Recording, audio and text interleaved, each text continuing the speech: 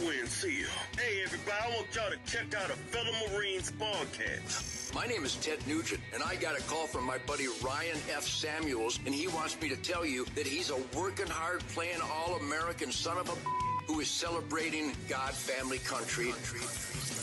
Welcome to the Ryan Samuels Show, one of the top political podcasts in the United States, where we have a healthy distrust for government and mainstream media. The Ryan Samuels Show is a raw, unfiltered look at American politics. Follow on Facebook, Twitter, YouTube, Rumble, and all podcast platforms. Here is your host, Ryan Samuels.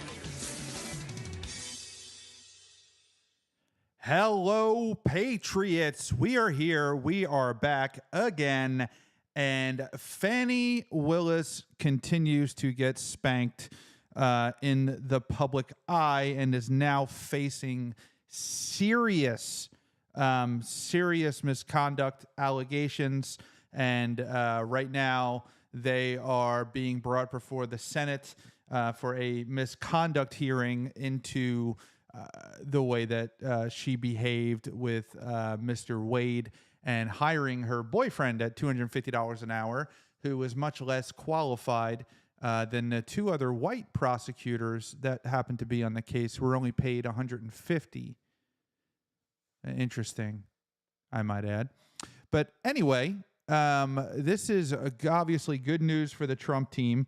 The evidence is piling up, and we're going to go over that. But before we do, last night, I commented on Keith Olbermann's tweet. Let's just rehash what I had to say. Let's listen to what I said. Thing about removing Donald Trump through Congress right now. Now, we all remember Keith Olbermann, a big MSNBC clown, similar to Rachel Maddow.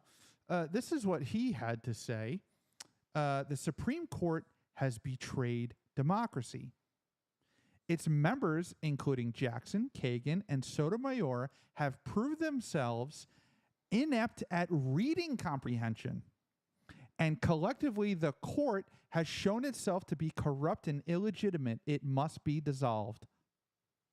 Dissolving the Supreme Court of the United States, Olbermann, you, sir, are a fucking moron. You're a trash pail. You've always been a trash pail. Dissolve the Supreme Court because they read Section 5, and clearly you didn't, and then you accuse them. I meant every word of that, and I still think that Keith Olbermann is an absolute trash pail. I think that he is a garbage human being, and I think that if he would like to be a man and come on this show and debate me, he's more than welcome to. But, Mr. Olbermann was so offended by my show last night that he blocked me on Twitter. So again, Keith, you're a trash pail. You've always been a trash pail. You're a garbage reporter. You are a political hack who is useless to society. And if you ever want to come on to my show and talk to me face to face, I will destroy you. And you know it. You're invited anytime. And I know you're going to listen to this because you cannot help yourself. Anyway, back to Fani getting spanked. This conduct charge is absolutely just it's completely been corroborated, right?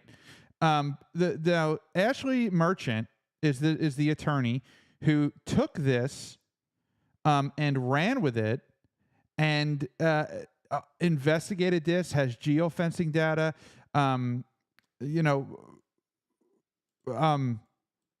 cell phone records of her and Mr. Wade having the relationship before the case ever began, which is a problem because she hired her boyfriend at almost double the salary of the two other people on the trial who are much more qualified. Now, the other interesting thing that Ashley Merchant has disclosed is that Fani Willis had a meeting with the Vice President of the United States, Kamala Harris, before she filed the charges on Donald Trump. What are you doing meeting with the Vice President of the United States right before you're about to file charges on their political opponent? There's Interesting. One of the other things I did was I did open records for the White House access, and we had records that Ms. Willis and the mayor of Atlanta were at meeting with the vice president. Okay, and so this is the access history. How does that work? The White House keeps records of anybody that comes in and has any kind of official meeting, for sure? Yes, and my understanding is it's highly regulated who can access the White House, and so you have to apply in person or apply ahead of time, and then they give you a time when you make the appointment, and they give you a time when you're allowed to be in and when you have to be out by, and they track you. And I mean, that makes sense. They don't want anybody lingering in the White House, but they keep that. And so they're called wave records, I believe is what they're called, and I'm not sure what that's an acronym for, but they're publicly available. They're open records. And this record that's shown on the screen shows Fani Willis was a visitor with V. POTUS. I presume that's Vice President of the United States? Yes, it was. And what was the date of that back in, was that February sometime of 23? February 28, 2023. Is that before the indictment? Yes. Okay. Any further explanation of why Ms. Willis was meeting with the Vice President of the United States? No. I know Dexter Bonds, and I believe that's the same one that Mr. I think it's Dixon, the mayor of Atlanta, was also there. Okay. We're going to take a short break. We've been going at this for a while. Let's take a... Why? Why is she meeting with the Vice President of the United States? Now, all of this stuff is coming out. When we did a show not too long ago about the Fani Willis testimony and how she acted just like a petulant child who couldn't have their toy before they ate their Happy Meal. And she has a look of fear in her eyes now because she knows the defense team was specifically asking her questions about dates and times that she met with Mr. Wade and when he was over her house and how long he was at her house and what time he left, and she denied it all.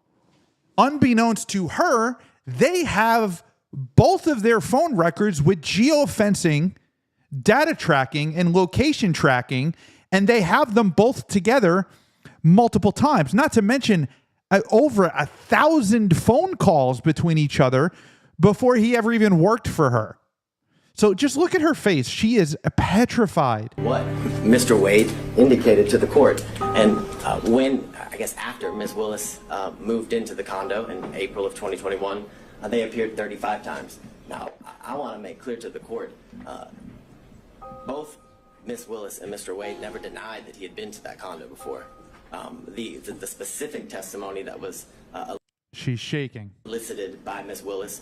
Her world is crumbling apart, and rightfully so. And Mr. Wade was that he had never laid his head, was the direct quote, at that condo, which these records don't prove that he laid his head anywhere.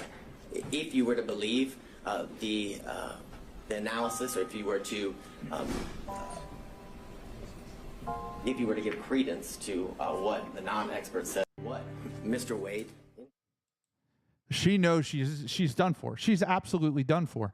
This committee hearing is going to blow up in her face. Whether the judge removes her from this case, which he absolutely should. I mean, he absolutely should remove her from this case. At the end, they did ask him. Both teams said that they wanted to submit more evidence, the prosecution and the defense. And the judge says, I have all I need to know to make a decision. Interesting. We'll see what that decision is. But, the Trump team made their argument, and they made a very good argument. And I don't see how this judge will continue to keep her on this case. Even if he does continue to keep her on this case, she now has to deal with the Georgia Senate investigation that is happening. Here's one of the closing arguments from Attorney Harry McDougald. I'm going to talk further about conflicts And I'm going to assume the most difficult standard for us to meet, which is actual conflict. There are 6 different actual conflicts of interest in this case, any one of which warrants disqualification, but collectively practically compelling. First, the financial conflict that's already been covered. Second, the personal ambition, political ambition. Third, there's a dovetailed or complementary pattern of deceit and concealment of the relationship and the money. Fourth, the speech at the church. Fifth, the motion for protective order that the DA filed in Mr. Wade's divorce case. Sixth, the way the state has conducted the defense of this motion to disqualify, especially the hearing. On the financial piece, the court asked for a limiting principle and asked about materiality. The limiting principle is whatever impairs the independent professional judgment of the lawyer. That is applied routinely. We have a county code section that flatly prohibits gifts from contractors, period. We have, by analogy, the federal bribery statute, which has a threshold of $5,000, 18 U.S.C. 666. The court asked about burdens and inferences.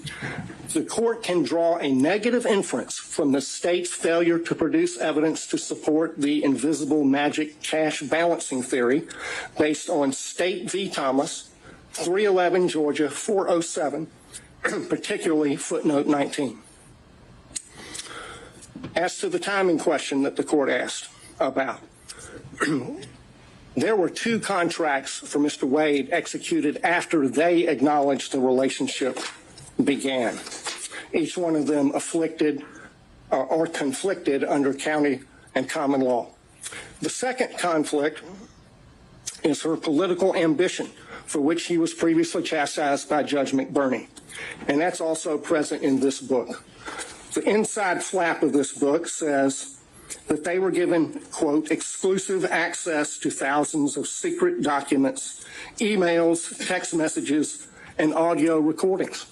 The court has twice denied defense motions to unseal special purpose grand jury materials. She helped herself to get the glory of this book. I introduced certified copies of a number of county code sections. That's just the beginning. This is a very long speech. We're not going to listen to the whole thing, but it outlines just, complete corruption, which we know. Everybody knows that this case is an absolute farce, that it's not going to go anywhere, that it's a political witch hunt, that it's a waste of time, it's a waste of taxpayer money, and that Fani Willis is about just as useless as Keith Olbermann, maybe a little bit more useless. Maybe I'll wake up tomorrow and Fani will block me now. But Donald Trump came out and made a statement about Fani Willis. Look at Fani, Fani is F-A-N-I. She indicted me. She wanted to indict U.S. senators for doing nothing. Indicted me for doing nothing. And it was her and a boyfriend, and he got almost $1 million. He had no experience, no nothing. Knew him a long time ago. Then she said something to the effect, I don't know much about the gentleman. They had 2,000 phone calls. I said, I'm not sure I ever called the First Lady 2,000 times, and I've been with her for a long time. I think, and they have thousands of text messages, right? But she's not sure whether or not she knows him. The whole thing is a con job. You look at what's going on in Manhattan, where Hillary Clinton, think of it, Hillary Clinton's lawyer with a big law firm leaves the firm to go into the DA's office to prosecute me. Then he leaves the DA's office and he writes a book. He writes a book. Before anything was done, he's writing a book. I mean, how illegal is that? Or take deranged Jack Smith. He's a deranged person. And look at his record. He's been overturned by the U.S. Supreme Court unanimously. These people are bad people. They were set out to do a number on me, to damage me, so that Biden could beat me, because that's the only way he can beat anybody, because he's damaged. I mean, he's really damaged goods. And you know what he should do? They're all his prosecutors. 100%. They're all Biden's prosecutors. And if you think for 1 second that Joe Biden or the administration is not behind any of this or pulling the strings, I mean, you're just not living in reality. I mean, they don't operate independently. The president can say, listen, dude, knock it off. This looks really, first of all, it looks really bad on me. It makes me look like you're attacking my political opponent. So back off. The president can do that, but he's not doing that. Why would he? And Trump's right. It's the only way he can win. They work for him, like Fani and her lover went to Washington and spent at least 2 days that they know of, 8-hour days in the White House counsel's office or the DOJ. So they were working on this a long time in conjunction with Joe Biden's White House. The DA's office has one of the top people from the Justice Department, that's Washington, in other words, Merrick Garland's people, put their top person in the DA's office to handle this case. And it's a nonsense case. You know, every legal opinion I've read said it's not even a crime. It's not a crime. It's not this. It's not that. It should never be brought. Should have never been. None of these things should have been brought. But it's all of these indictments are Biden indictments. And they're there to hurt an opponent. If I weren't running, none of this stuff would have ever happened. Or if I was doing badly, I would say it probably wouldn't happen. But all of this was done to inflict harm on his political opponent. And we've never had that in this country. It's something that's quite well known, but it's in other countries, not in this country. This is a big example. And honestly, what he should do is take all of those prosecutors off the cases and fight a really fair fight. We're going to win anyway, one way or the other. We're going to win anyway. But they should fight it fair because it's so bad for the country. And people know what's happening. They see it. If they didn't see it, I'd be down at nothing. I'd be absolutely nothing. They get it, and they see weaponization. It's an attack on a political opponent. And he's absolutely right. I mean, people, it's everywhere. I mean, you talk to anybody, everybody knows that this is just clearly a farce. But Fani Willis is in a lot of trouble, and it's going to be interesting to see just exactly how much trouble she gets herself into. Here is a bit of the testimony that was given to the Georgia Senate today on the Fani Willis misconduct hearing. She became DA. When did she become DA? She became DA in, it would have been January 2021. Okay. So she became DA January 1st, 2021, but she had a transition team leading up to that. So, and Mr. Wade was in charge of her transition team. So Mr. Bradley told me all of that. We met for about an hour. Said that they had been together. They met at this conference. Nathan was still married, and Mr. Bradley was upset because of what happened in the divorce. He was upset because they were still married, you know, the Wades were still married, and he essentially just left her after meeting Miss Willis and dropping the kids off at college. So. And Bradley was Wade's attorney in that divorce action you're talking about? Okay. Yes, I didn't know that at the time. But they were law partners. They had been, Okay. yes. Okay. And I actually don't know if he was still his attorney when he talked to me. I don't know if he was or not. All right. Because at some point, Mr. Wade represented himself, and then he hired a different lawyer. So I didn't know anything about the divorce at that time. So Bradley did not like the way Wade had treated his wife. He did not. But he represented him. He did not like the Okay. way he had treated his wife. He didn't like what was happening in the divorce proceeding, yes. Okay. And, I mean, I remember specifically him saying, you know, I handle my business, things like that. Like, you know, that I don't leave my wife without alimony. Because this, and we talked about it. I mean, Miss Wade had been a stay-at-home mom for, you know, they'd been married almost 30 years. And literally it was right after they dropped their youngest off at college that he said, move out, you know. And so we went through, you know, I was obviously interested in, wait, what? What's happening? Walk me through this. And so he was telling me about the access cards, you know, that Mr. Wade had access cards, telling me about the contracts, told me about their contract, that they had that Nathan had brought them the contract for the first appearance hearings. They had a contract for that. We didn't talk about that yet. That they had the contract for the taint work, and then ultimately that Nathan was hired as the attorney on this case.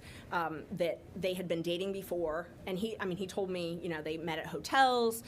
He would go to her place. I remember him saying, you need to find her bestie who they had a falling out. That's the person whose condo it was that they would meet at. And did you later determine who that bestie was? Yes, it was Robin Yeardy. It was not until sometime later that I determined that. It was very difficult to determine who that was because he did not remember her name. But he knew her by sight? He did. Did he later confirm to you or identify who she was? Yes. So I had sent him a couple pictures, or showed him a couple pictures of some other folks or names. This was in January of 24, right before your motion? It was. It may have even been after I filed the motion. It was around the time. It was either before or around the time, but it was in January. I had gotten some open records requests from the DA's office. They had a contract.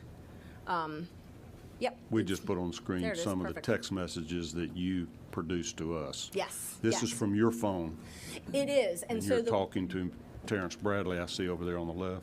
Yes, and so when you see on the 14th, that one that's right in the middle that says file attachment with MIME type, that is a picture of her. So it doesn't show up on this, but it's actually, there's a picture.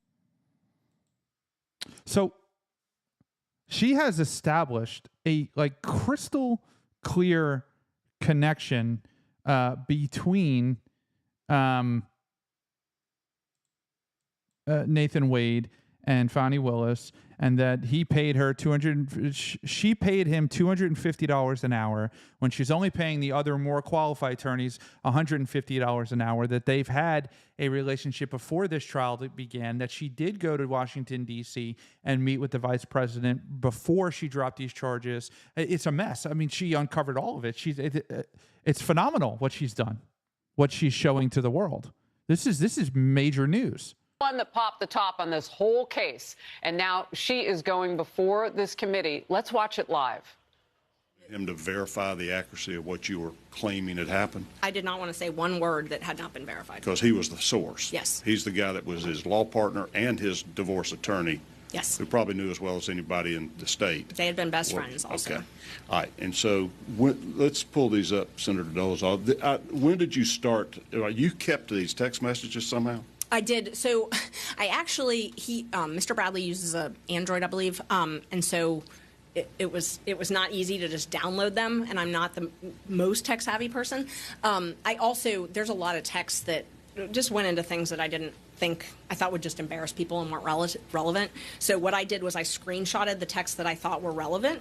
I tried to use those in court, but the prosecutor kept objecting and saying I was hiding things because I wasn't showing all of my text. So they just kept on and on for days saying I was hiding things. And I explained to them, I let them look through my phone. They scrolled through all my texts. Who's they? It was Adam Abadi was the prosecutor. Okay. So he just kept saying, that where's the beginning of that text? Where's the thing after that? Where's the other part of that text? These aren't complete. Rule of completeness, kept objecting. And I had just screenshotted the texts that I thought were highly relevant, but weren't slanderous, I guess. I don't even know the word. But, there were some that Miss Willis's daughter had failed out. Like, things like that. They were just ugly. They didn't need to be admitted. Oh, I read that. I had tried really hard to just screenshot the relevant ones, but they kept saying that I was hiding stuff and I wasn't showing the whole thing. So when they objected to my text coming in the screenshots, they said they wanted the whole text chain, and the judge ordered me to, if I was going to admit the text, to go figure out a way to download all of them. So I bought a program for $20-$30 and took 3 hours, and I was very proud of myself for finally figuring out how to do it. But I was able to make a copy of it and then redact our phone numbers. So this actually showed when they're read, when they're viewed. What were you? All right, so up there on January 5th at 9:50 a.m. Mm-hmm. You're asking, what do you? Read the question. So I'm asking him, do you think it started before she hired him? You're talking about the affair. Yes, the affair. And what's his response? His response was absolutely. It started when she left the DA's office and was judge in South Fulton. And so, these are things that he had told me, but I was getting ready to file. My filing deadline was the 8th. And as as we're doing this, I'm fact checking line by line, basically. Right. So did you send him a copy of your proposed motion? I did, and I actually admitted. So at the hearing that we had, I was able to admit the email where I sent him that.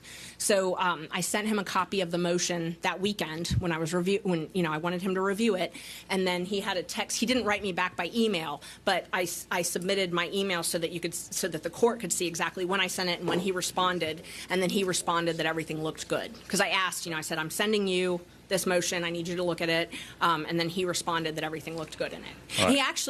He actually told me at first he wanted me to make some changes because I had not included the information about how much money he had received. So to be clear, Bradley is the witness, right? He's the leak inside of the relationship, one of the leaks coming out. He is Nathan Wade's former law partner, best friend, and attorney that represented him in his divorce proceeding. So, it's a very credible source. And she had him text all of the information to her so that she had a record of it from his phone to hers. I had only included the information about how much Wade had received. And, I didn't know that it wasn't really highly relevant to my motion, but he was like, oh, that's going to tip them off that I'm talking to you, and he did not want anybody to know that he was talking. He was very concerned about what. I'm going to let you just read through this chain. Okay. All right. We left off up there.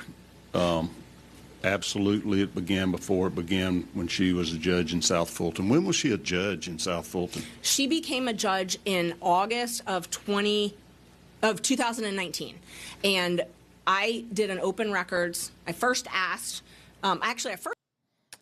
Yeah, so she was a judge way before the Trump trial was even close to, being into fruition, before January 6th even had happened, before the election had even happened. It is... It's wonderful news. It's wonderful news. Here is a piece from another attorney. I love this attorney that's working for Donald Trump. He is incredibly smart, and he is pushing facts like I have never seen before. Bradley, who we now know from Defense Exhibit 39, has been texting with Ms. Merchant for a number of months. This is not the first time. This is months within the communications between the two. Mr. Bradley says, absolutely. Now, absolutely is not a speculative word. That's not speculation. That's a definitive statement. And Bradley then, unprompted, says this. And unprompted is important. It started when she left the DA's office and was a judge in South Fulton. Goes on, Ms. Merchant says, she liked it started when she left the DA's office with the appropriate emoji or whatever one would call it to say it was liked. And then Mr. Bradley say they met at the municipal court CLE conference. Again, unprompted. He's now definitively telling Ms. Merchant when this relationship started. Ms. Merchant says, that's what I figured when he was married. And then Ms. Merchant says, and we're now talking about a couple hours later, she texts and says, upon information and relief, Willis and Wade met while both were serving as magistrate judges and began a romantic relationship at that time. And Mr. Bradley responds, no, municipal court. Thank you. Doesn't say it didn't start then. He doesn't suggest. Pretty damning evidence. She's in a lot of trouble, and she has a lot to deal with in the next year. This is Ryan Samuels. Thank you very much for tuning in. Don't forget to hit that like, share, and subscribe button, and we will see you next time. Thanks for tuning in to the Ryan Samuels Show. Don't forget to like, share, and subscribe.